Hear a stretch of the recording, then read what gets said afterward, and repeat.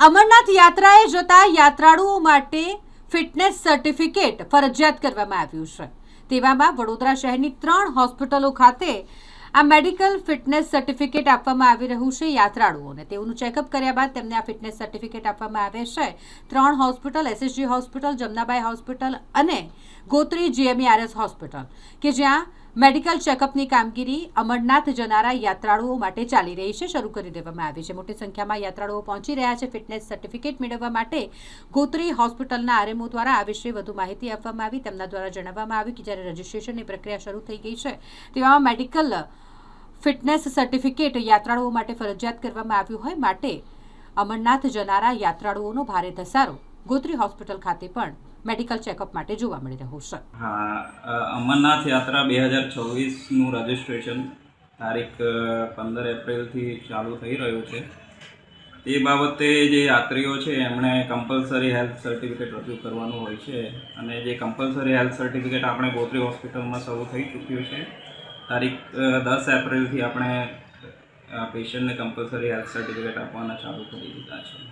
Sir, શું ડોક્યુમેન્ટમાં જરૂર હોય છે અમરનાથ યાત્રામાં જતા? દર્દીએ એક જે શ્રાઇન બોર્ડનું પોર્ટલ છે એમાંથી 2024નું જે કમ્પલસરી હેલ્થ સર્ટિફિકેટ આવું આવે છે જે ડાઉનલોડ કરવાનું રહે છે, ડાઉનલોડ કરીને લાવવાનું રહે છે અને સાથે દર્દીએ પોતાનો એક પાસપોર્ટ સાઇઝનો ફોટોગ્રાફ અને એક આધાર કાર્ડની કોપી લાવવાની રહે છે। સર, હમણાં સુધી કેટલા આપણા ત્યાં આવી ચૂક્યા છે અમરનાથ યાત્રા માટે જવા માટે? અમરનાથ યાત્રા માટે આજ સુધી 7-8 જેટલા યાત્રીઓ આપણે નોંધાઈ ચૂક્યા છે અને સર્ટિફિકેટ આપણે આપ્યા છે।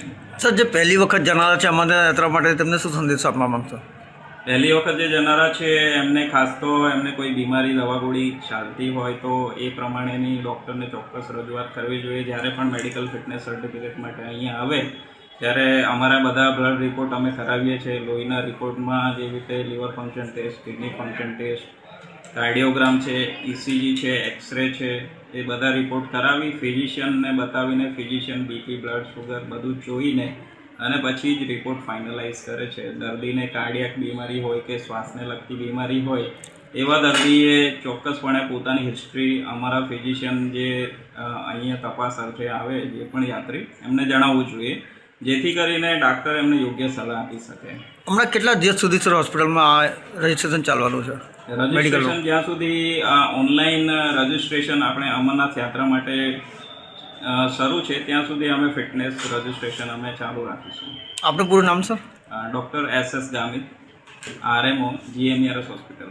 બસ હું 8 વર્ષથી આવું છું અહીંયા અને 8 વખત યાત્રા થઈ ગઈ છે।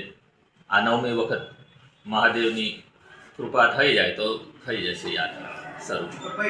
અને આ મેડિકલ ફોર્મ આજે મને મેડિકલ સર્ટી મળી ગયું છે અહીંયા ગોત્રી મેડિકલ કોલેજમાંથી અને સારું છે। અહીંયાનું બહુ જ સારી વ્યવસ્થા છે। બધા રિપોર્ટો કરી અને એકદમ સિસ્ટમથી જ સર્ટિફિકેટ ઇસ્યુ થાય છે અને જેને રજિસ્ટ્રેશન કરાવવાનું હોય એને પહેલાં મેડિકલ સર્ટિફિકેટ જરૂરી છે।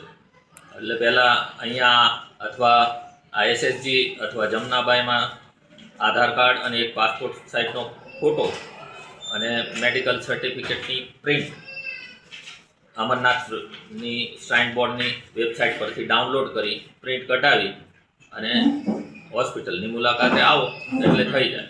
કયા પ્રકારની તકેદારી રાખવી જોઈએ ખાસ કરીને? આમાં એક પાસપોર્ટ સાઇઝનો ફોટો અને આધાર કાર્ડ આ 2 વસ્તુ લઈને આવવાની જરૂર છે અને શાંતિથી જે રશ હોય એટલે બધાને કોઓપરેટ કરવાનું। અને અહીંયા બધે સારી એવો બધા સ્પીકરો મારેલા જ છે કે શું કરવાનું છે, ક્યાં જવાનું છે, કઈ રૂમમાં જવાનું, અને સ્ટાફ પણ સારો છે, બધા ગાઈડલાઈન પણ કરે છે। તમે 8 વખત અમારી યાત્રા જઈને આવ્યા છો, ખાસ કરીને જે પહેલી વાર જઈ રહ્યા છે તેમના માટે ત્યાં જઈને કયા પગલાંની તકેદારી રાખવી જોઈએ?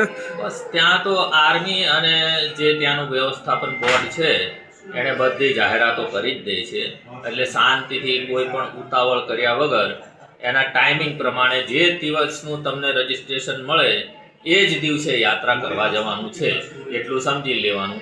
અઠવાડિયા અગાઉ નહીં ચાલે કે 2 દિવસ અગાઉ પણ નથી ચાલવા દેતા। જે તારીખે તમને મળે એ જ તારીખે ત્યાં જવું, એના 1 દિવસ અગાઉ ત્યાં જવું એટલે ત્યાં રશ વધારે ન થાય। આપનું નામ? સંજય મોજીદ્રા।